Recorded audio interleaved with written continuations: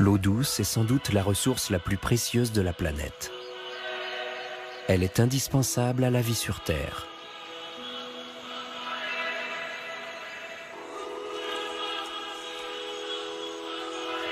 Depuis d'innombrables années, les animaux ont su s'adapter pour trouver l'eau nécessaire à leur survie et l'exploiter au mieux. À l'heure actuelle, leurs techniques de survie sont mises à rude épreuve parce que le climat se modifie.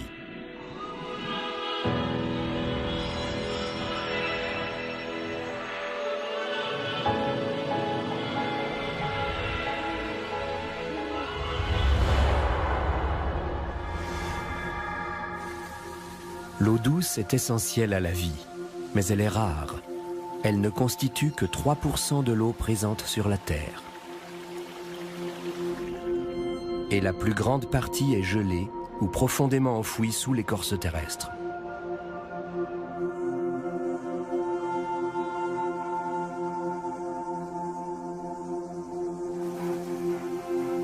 Notre planète se réchauffe. Les glaciers et les calottes polaires fondent. Le niveau des mers et des océans monte.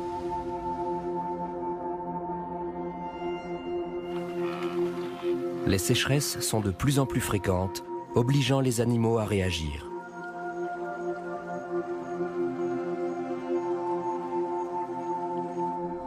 C'est particulièrement marquant en Floride, où l'eau douce se fait de plus en plus rare.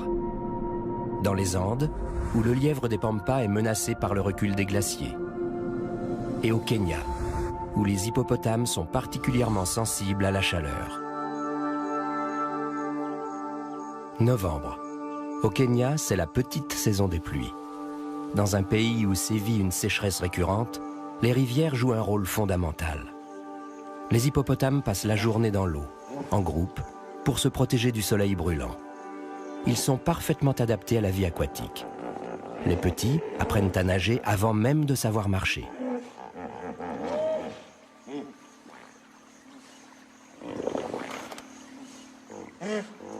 La rivière Mara est l'artère vitale de la région. Doris Ombara agit au quotidien pour sa préservation.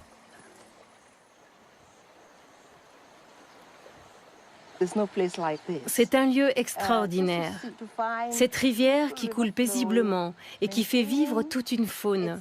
Hippopotames, crocodiles, poissons. J'aime cet endroit. Il est unique et je veux le préserver. J'adore les hippopotames. Voir les petits monter sur le dos de leur mère, c'est un spectacle magnifique. Ils sont indissociables de la rivière. Quand on voit des hippopotames brouter l'herbe la nuit, on dirait les sentinelles de la rivière.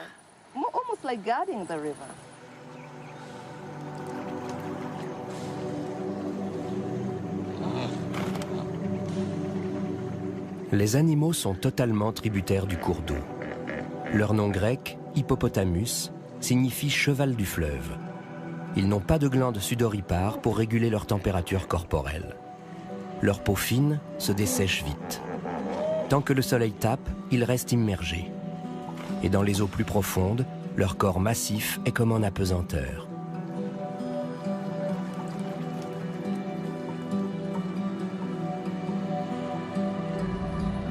Doris craint une élévation des températures.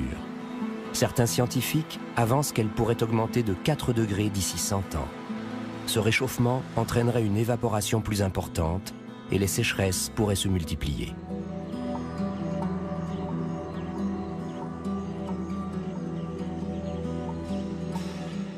Doris se rend dans le village de Mara-Rianda, en bordure du parc national de Masai Mara, où l'année 2009 a été marquée par une sécheresse extrême.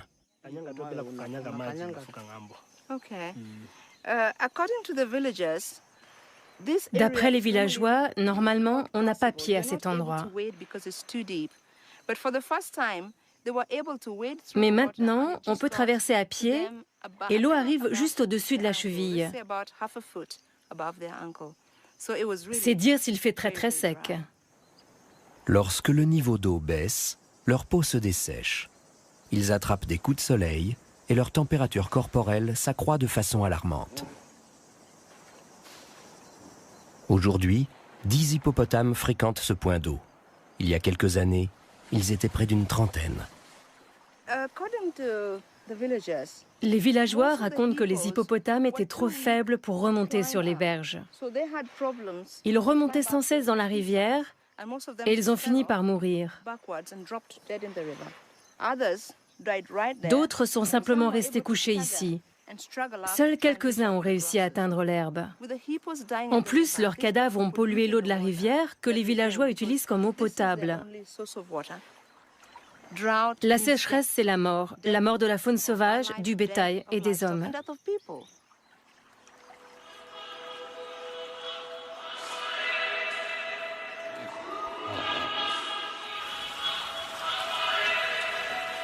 D'autres espèces sont également victimes des fluctuations extrêmes de température. Parviendront-elles à s'adapter ?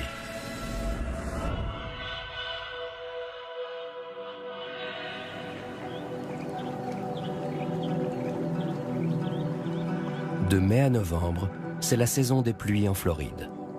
Les précipitations inondent la région marécageuse des Everglades, donnant ainsi naissance à ce fleuve d'herbe, large et peu profond, qui s'écoule lentement du lac Okeechobee jusqu'à la baie de Floride. Ces marais sont le refuge des crocodiles et des alligators. Ces prédateurs sont passés maîtres dans l'art de l'approche furtive.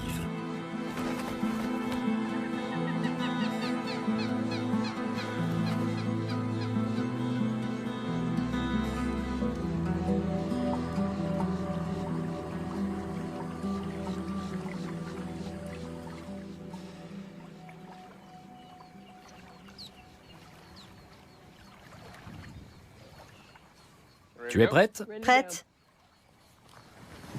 Mike Cherkis est un crocodile doctor. Il se rend dans le nord de la région avec Laura Brandt, spécialiste des alligators. La région des Everglades a été asséchée au profit de l'agriculture, de l'urbanisation et de l'exploitation de l'eau potable. Sa superficie d'origine a diminué de moitié.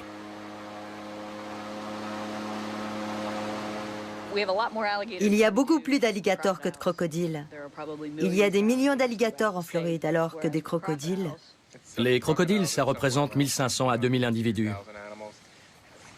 Sans eau douce, ni les alligators ni les crocodiles ne peuvent survivre. Sauvegarder cette ressource est impératif pour la pérennité des deux espèces.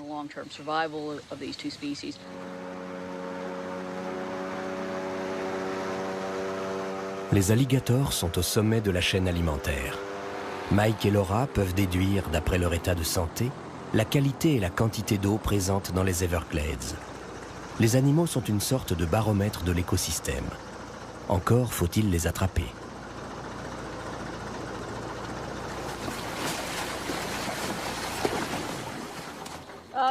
Vous sentez? C'est du muscle d'alligator. Mon odeur préférée.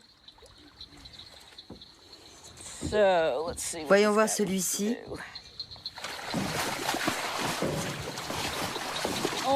Tu vas abîmer le bateau. Dans ces marais, l'eau douce est synonyme de nourriture.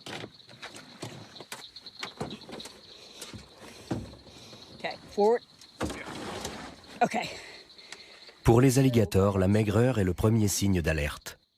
Celui-ci a l'air en bonne santé. Il fait une bonne taille. Son poids a l'air correct. Ce sera intéressant de le comparer avec ceux qu'on a capturés plus au sud, où il a fait très sec.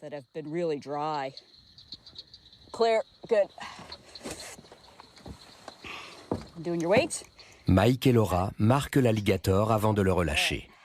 S'ils capturent à nouveau l'animal, ils pourront ainsi constater une éventuelle évolution.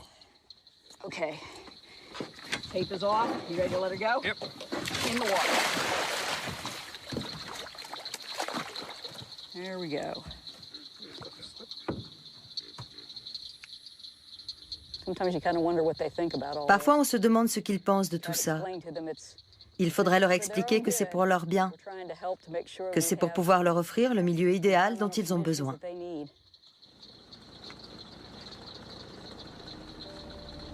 Il fait de plus en plus sec. Le lac Okeechobee, au nord des Everglades, a connu son plus faible niveau en 2007. Pour les alligators, une baisse de l'eau se traduit par une diminution des ressources alimentaires et de leur espace vital. Autre problème, les alligators ne supportent pas le sel. Dan Kimball est le directeur du parc national des Everglades. La montée du niveau de la mer l'inquiète. Le changement climatique nous préoccupe à plusieurs titres. La région des Everglades est vulnérable parce qu'extrêmement plate. Or, le niveau augmente parfois jusqu'à 3,30 m. Même une faible élévation du niveau d'eau peut provoquer des inondations. De plus, le système d'eau douce est perturbé par les canaux et les barrages. Une grande partie de l'eau est détournée vers la côte. Nous redoutons par-dessus tout une inondation d'eau salée qui transformerait l'écosystème d'eau douce en système d'eau de mer.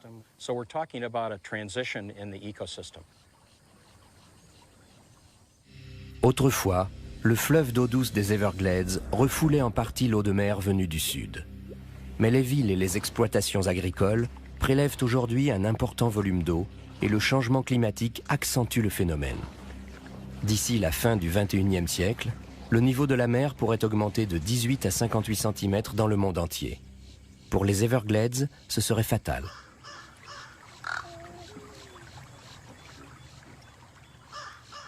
Cet écosystème est unique au monde.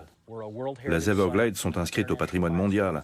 Elles sont une réserve de la biosphère et une zone humide d'importance internationale. Il faut les restaurer, c'est notre mission. Or, le changement climatique est un danger supplémentaire. Si l'eau de mer s'infiltre, les alligators n'auront pas de refuge. Cette espèce préhistorique devra alors s'adapter ou mourir.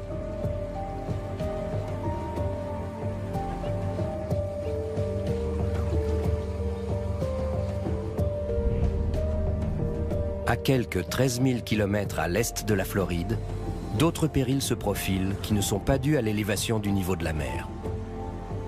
Au Kenya, les pluies sont devenues moins abondantes. Les sécheresses s'intensifient. Les hippopotames en font la triste expérience. Mais en dehors des périodes de sécheresse, le Kenya est paradoxalement aussi menacé d'inondations.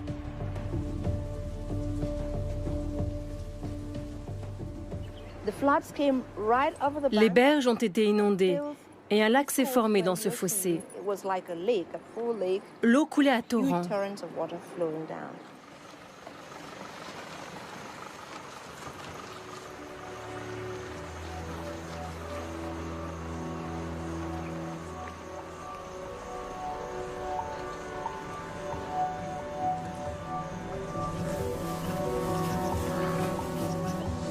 Chaque année, a lieu entre le Kenya et la Tanzanie une des plus grandes migrations du monde, celle des troupeaux de gnous qui parcourent des milliers de kilomètres pour rejoindre les terres plus humides. Ils flairent la pluie à 50 km. Ils migrent des plaines du Serengeti jusqu'à l'embouchure de la rivière Mara. Pour eux, la rivière est un des derniers obstacles à franchir.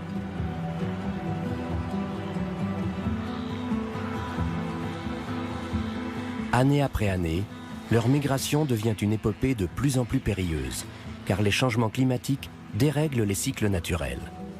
Ainsi, des orages aussi soudains que violents entraînent des précipitations de plus en plus abondantes. Et en raison de la déforestation en amont du fleuve, l'eau n'est plus retenue.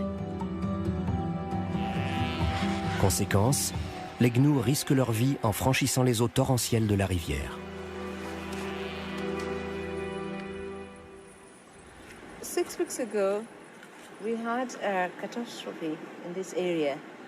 Il y a 6 semaines, environ 15 000 gnous sont morts en traversant la rivière.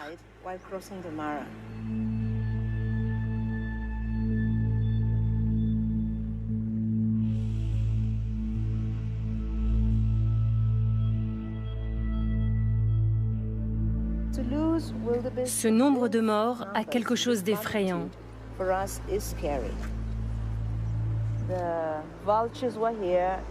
Les vautours et les hyènes, tous les charognards étaient là. Ils ont fait un véritable festin. Nous vénérons les gnous. Pour nous, ce sont les symboles de la rivière.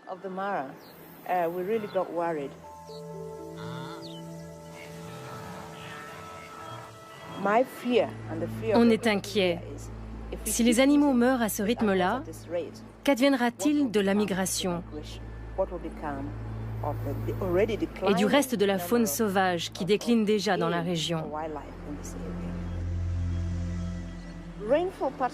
Ces pluies diluviennes à l'origine de toutes ces pertes, c'est un phénomène nouveau pour nous.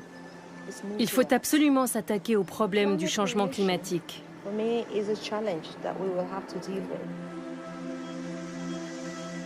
Doris n'a bien sûr aucun pouvoir sur la météo, mais elle peut essayer de protéger la rivière contre de futurs bouleversements.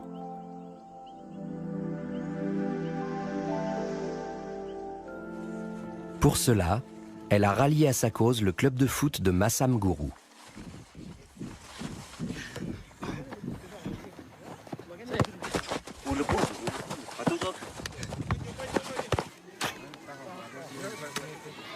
Durant leur temps libre, les joueurs plantent des arbres pour réhabiliter les berges de la rivière. L'eau de pluie sera ainsi captée par la forêt au lieu de provoquer des crues violentes.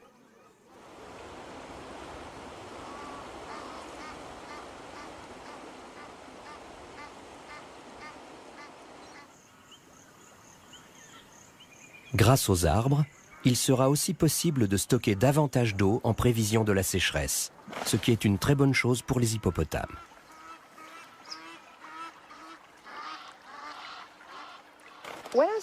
Je me fais du souci pour cette rivière. J'ai peur qu'elle disparaisse et la faune qui en dépend avec. Tous les êtres vivants de la région en sont tributaires. Les habitants ne peuvent pas se permettre de perdre cette ressource. Elle est trop précieuse.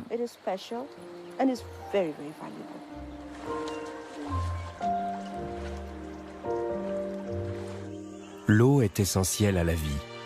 Si elle est trop rare ou trop abondante, c'est la mort. Au Kenya, le niveau général des pluies est en baisse. Les animaux sont contraints de s'adapter. À 12 000 km à l'ouest, on observe un autre changement lié à l'évolution du climat. Plus des 2/3 de l'eau douce de la planète sont stockés dans les glaciers, comme dans les Andes au Pérou. Ici, de l'eau s'échappe en permanence des glaciers, permettant à la vie de s'épanouir à la limite des neiges.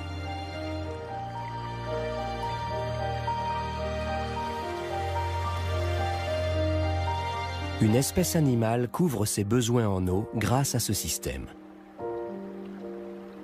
Elle ressemble à un lapin, mais appartient à la famille des chinchillas.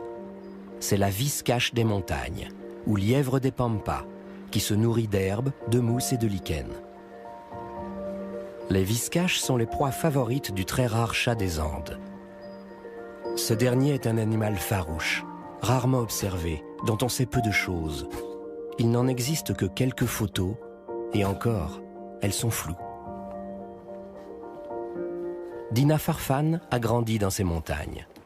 Elle travaille pour la Société zoologique de Francfort et suit les viscaches dans l'espoir de croiser un chat des Andes. Elle a installé des pièges photos.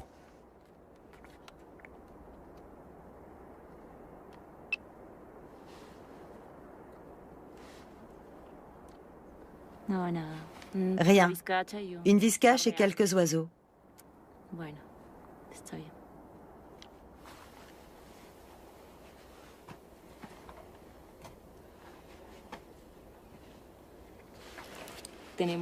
Il y a des os de rongeurs et d'autres os. Celui-ci, par exemple, provient d'une viscache.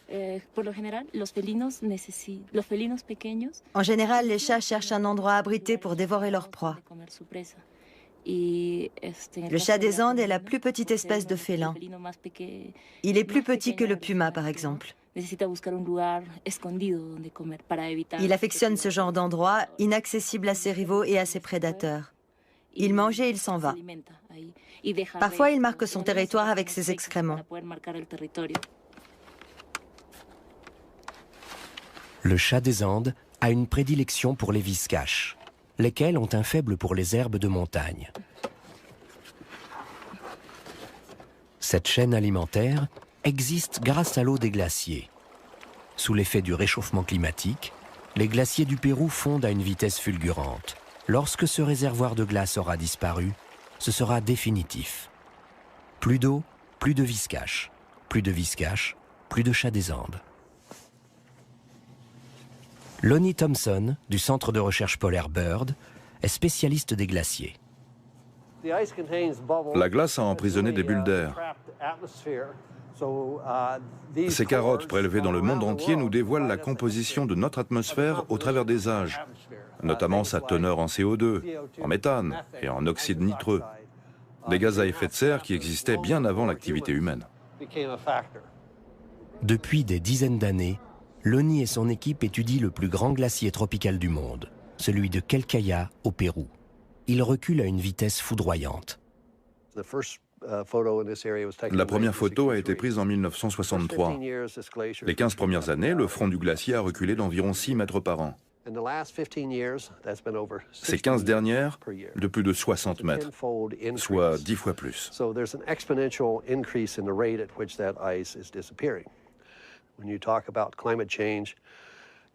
Les glaciers sont les premiers touchés par le changement climatique. Ils se comportent tous de la même façon et délivrent un message on ne peut plus clair. La Terre se réchauffe. Prévoir la durée de vie d'un glacier qui régresse est très difficile. Je donne encore 50 ans au Quelcaya.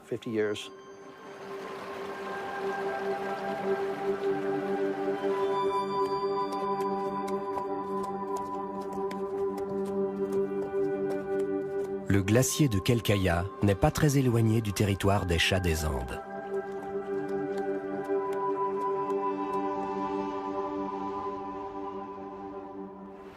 Dina doit relever le plus d'informations possible sur les chats, tant que leur habitat montagnard existe encore.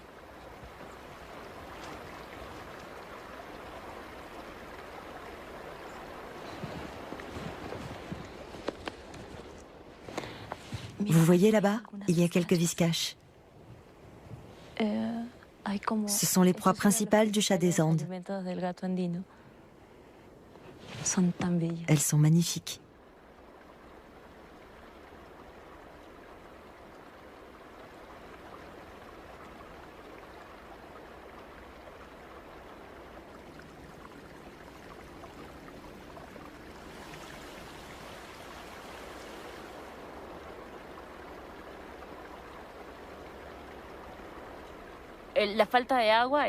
Sans eau, il n'y a ni plantes, ni animaux. Sans eau, rien. Aucune espèce ne peut survivre.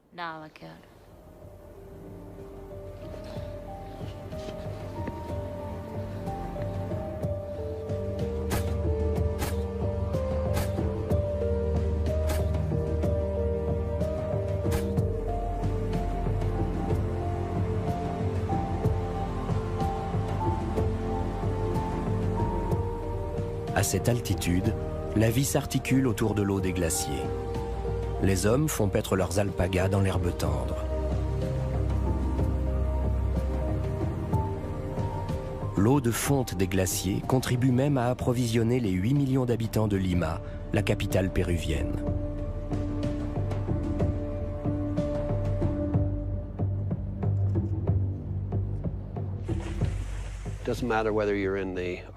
Que ce soit dans l'Arctique, dans les régions tempérées, sous les tropiques ou dans l'hémisphère sud, partout les glaciers fondent.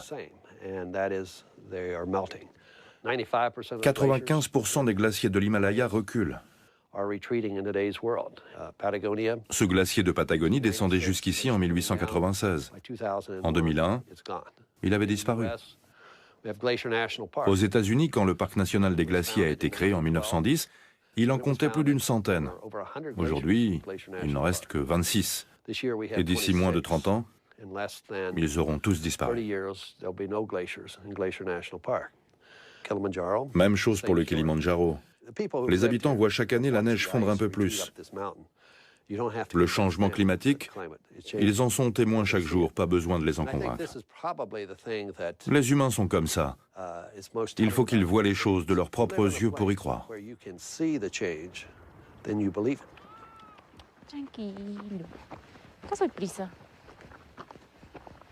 Dina aussi constate des changements dans sa région, où toute la vie est régie par la présence de l'eau.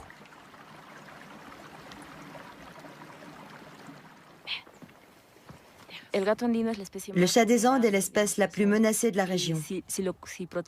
En le protégeant, on protège tout l'écosystème. Regardez autour de vous. Les glaciers, les lacs. C'est incroyable. L'eau, c'est la vie. Et c'est ici que la vie commence.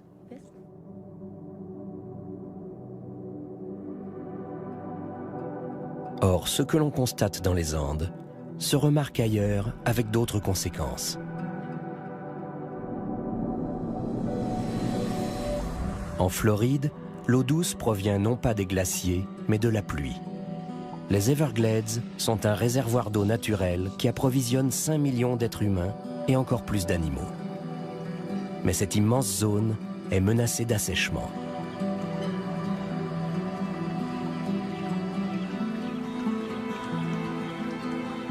Ce qui compromet l'habitat et les ressources alimentaires des alligators.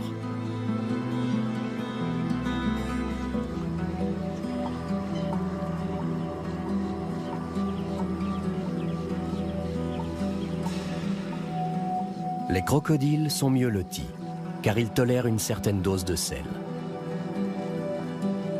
Les Everglades ressemblent à une gigantesque machine à capter de l'eau douce. Celle-ci, provenant des précipitations, s'écoule à travers les marais jusqu'à l'océan, où elle se mélange à l'eau salée de la baie de Floride et devient saumâtre. Ici, les crocodiles américains sont dans leur élément. L'eau contient juste la bonne quantité de sel.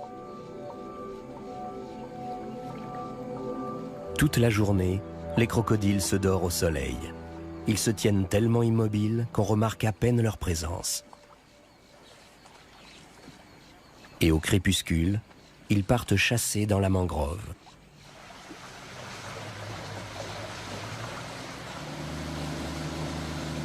Mike Cherkis étudie les populations de crocodiles et d'alligators dans toute la Floride. Avec sa collègue Jemima, il guette les crocodiles dès la tombée de la nuit.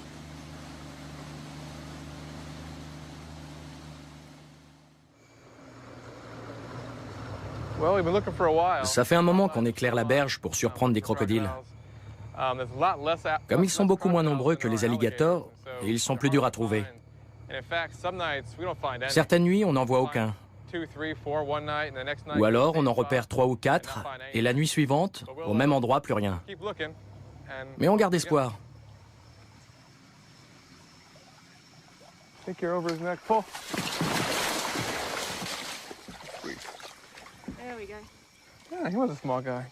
La dentition des crocodiles se renouvelle tous les 2 ans environ. Au cours de leur vie, ces animaux peuvent avoir jusqu'à 2000 dents. Toute la communauté écologiste se bat pour le rétablissement des courants naturels reliant les Everglades au lac Okeechobee. Une condition nécessaire pour que les crocodiles puissent trouver dans ces mangroves le bon équilibre entre eau salée et eau douce. C'est un très beau spécimen, en bonne santé. Les crocodiles américains sont passés du statut d'espèce menacée à celui d'espèce vulnérable. C'est une bonne chose. Au début des années 70, il n'y avait plus que 300 adultes. Aujourd'hui, la population est remontée à 1500. Pour l'instant, ce petit crocodile est en parfaite santé. Mais à terme, la baie de Floride pourrait devenir moins hospitalière pour l'espèce. Ses facultés d'adaptation suffiront-elles pour résister au changement climatique galopant?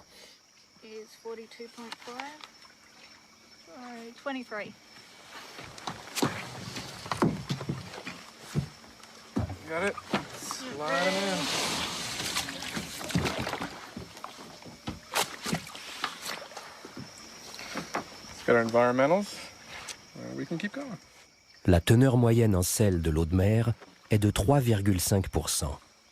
Les crocodiles se sentent bien dans une eau qui en contient moins de 2%. Sans l'eau des Everglades qui adoucit le milieu aquatique, ils ne seraient plus là. 25 parts per thousand. Une diminution des pluies réduirait la quantité d'eau douce dans les Everglades.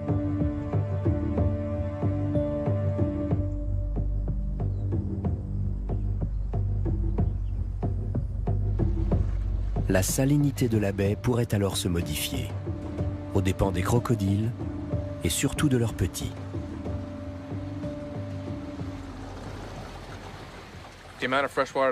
L'eau douce est cruciale dans les 6 premiers mois de leur vie. Ils dépendent donc directement des pluies qui alimentent les estuaires des mangroves en eau douce.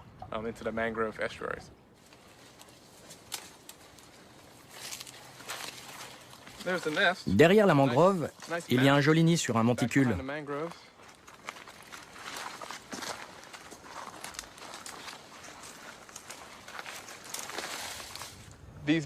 Les nids sont construits sur les plages de la baie, où l'eau est plus salée.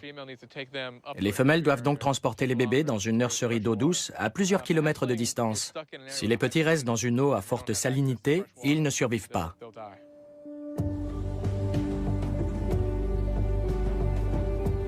Déjà touchée par la hausse de la salinité, la Floride est victime d'une autre manifestation du changement climatique, car ses plages sont plates et le niveau de la mer monte.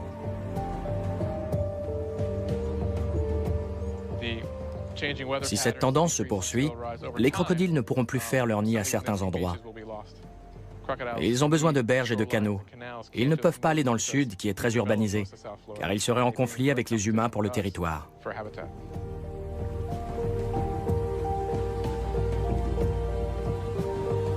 Dans les Everglades, aux effets du changement climatique s'ajoutent les assauts des hommes.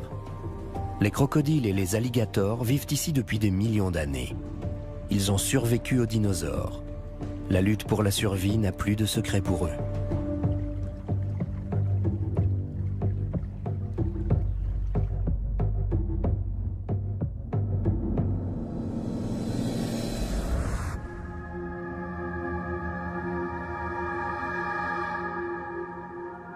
Sur les côtes de Floride, une autre espèce marine est à la recherche d'eau douce, une eau plus chaude qui provient des profondeurs de la Terre.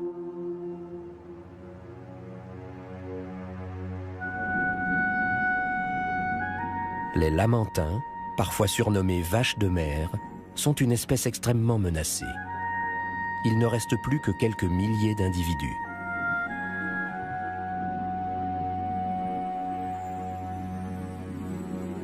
Ces doux géants peuvent peser jusqu'à 1 tonne.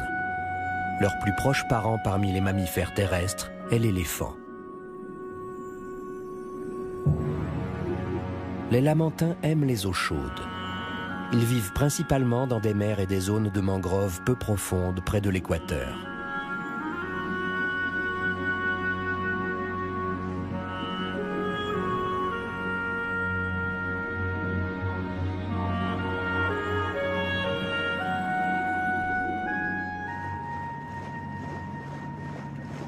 Crystal River, dans le nord-ouest de la Floride, est le paradis des lamantins en quête d'eau douce et chaude à proximité de la côte.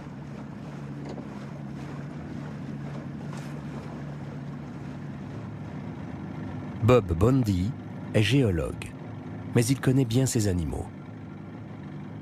Le métabolisme des lamantins fait qu'ils sont conçus pour vivre sous les tropiques. La Floride représente la limite nord de leur habitat.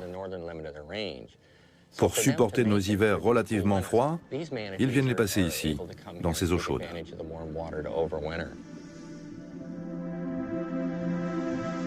Les lamantins affectionnent les températures supérieures à 22 degrés. S'ils n'ont pas accès à des sites aux eaux chaudes comme Crystal River, ils sont en danger de mort.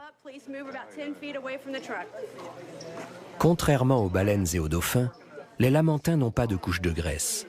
L'hypothermie est pour eux source de stress.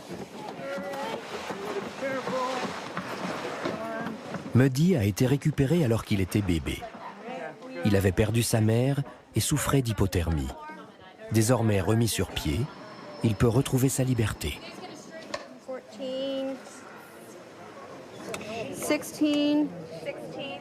Mais avant, il doit se constituer des réserves de graisse. Et pour ce faire, apprendre à chercher tout seul sa nourriture. Quand on les relâche, ils ont plus de graisse que leurs congénères sauvages.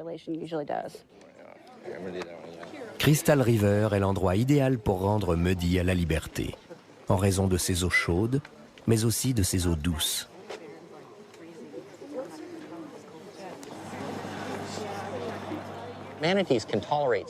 Les lamantins peuvent tolérer une certaine quantité de sel, mais leurs reins sont anatomiquement plus proches de ceux d'un chameau que de ceux de n'importe quel autre mammifère. Les chameaux doivent trouver une oasis en plein désert pour se désaltérer. Les lamantins, c'est pareil. Ils vivent en pleine mer et doivent trouver à un moment donné une source d'eau douce.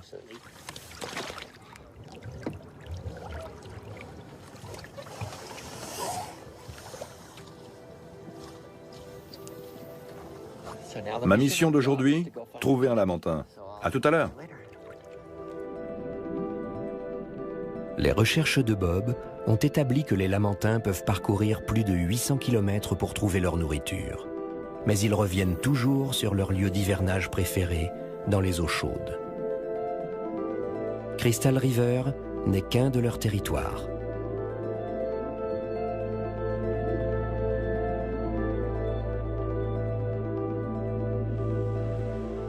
L'approvisionnement en eau douce de la Floride est mis à mal par la diminution des pluies. De plus, chaque jour, 900 nouvelles personnes viennent s'installer dans l'État du Soleil.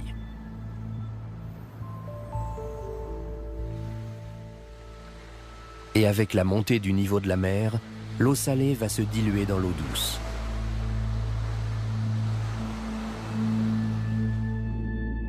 Une situation qui serait catastrophique pour les lamantins.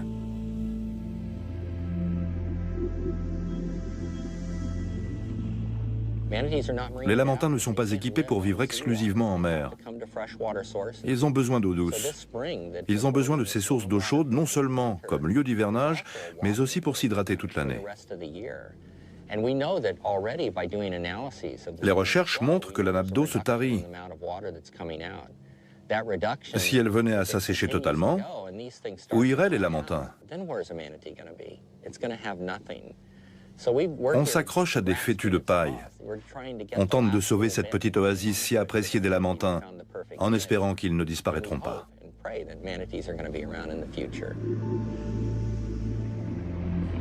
Les menaces qui pèsent sur les lamantins sont bien d'origine humaine.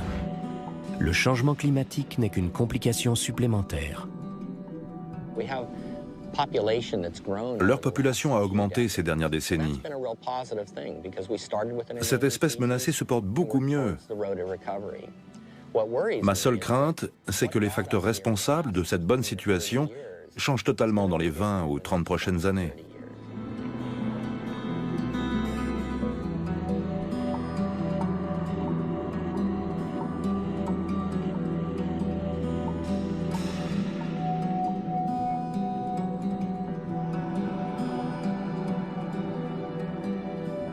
Chaque lamantin a ses coins favoris pour manger et pour boire. Les femelles les montrent à leurs petits. La santé de cette espèce est plus que jamais un indicateur de l'état du milieu.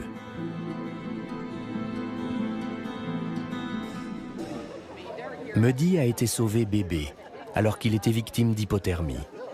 Aujourd'hui, il va retrouver sa liberté, mais restera placé sous haute surveillance,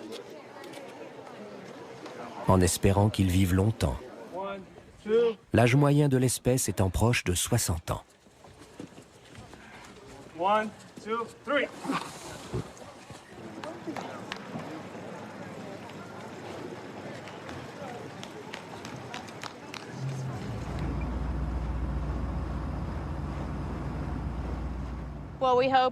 Nous espérons qu'il sympathisera avec d'autres lamantins qu'il est du cron. Il fait très froid aujourd'hui. Ses congénères sauvages vont gagner les eaux les plus chaudes. Ce matin, ils étaient quelques-uns ici. Melody passe devant et place la bouée dans l'eau. There you go.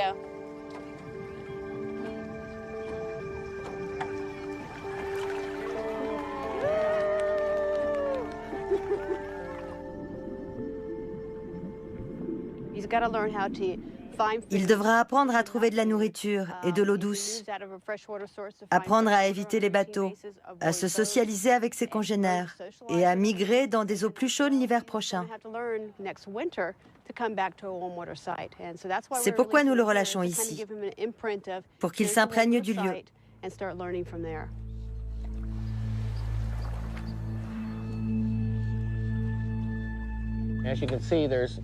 Un lamentin est en train de mâchouiller notre chaîne d'ancre. Un autre vient voir ce qu'il fait. Si vous regardez par-dessus mon épaule, vous voyez la balise de Muddy. Et plus loin, sur la droite, la balise vert et blanc d'une femelle et de son petit, que nous avons capturé il y a quelques semaines. 2 lamantins équipés d'une balise et 2 autres à proximité du bateau, c'est on ne peut mieux. À ce jour, Crystal River leur offre toutes les garanties de survie. Mais Bob est un peu pessimiste. Au printemps dernier, le niveau d'eau a commencé à baisser. Les lamantins sont résistants et capables de s'adapter. Sur la durée, ils peuvent s'acclimater à de nouvelles conditions environnementales, si on leur en laisse l'occasion. Mais si les changements climatiques ou autres sont trop rapides et qu'ils n'ont pas le temps de s'adapter, nous en subirons les conséquences. Cela deviendra un endroit invivable pour les lamantins, mais aussi pour nous.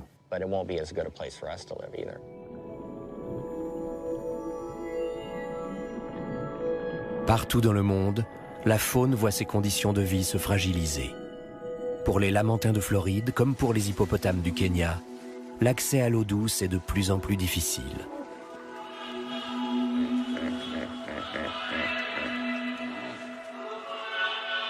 Des actions sont mises en œuvre pour les aider. Au Kenya, on plante des arbres.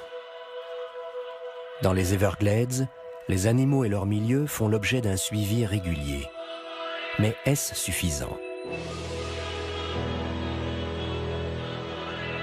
Depuis d'innombrables années, les animaux ont réussi à s'adapter.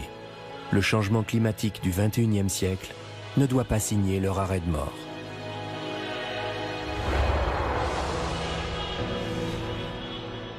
Et comment s'adaptent les animaux de la savane et de la plaine? Nous le saurons demain.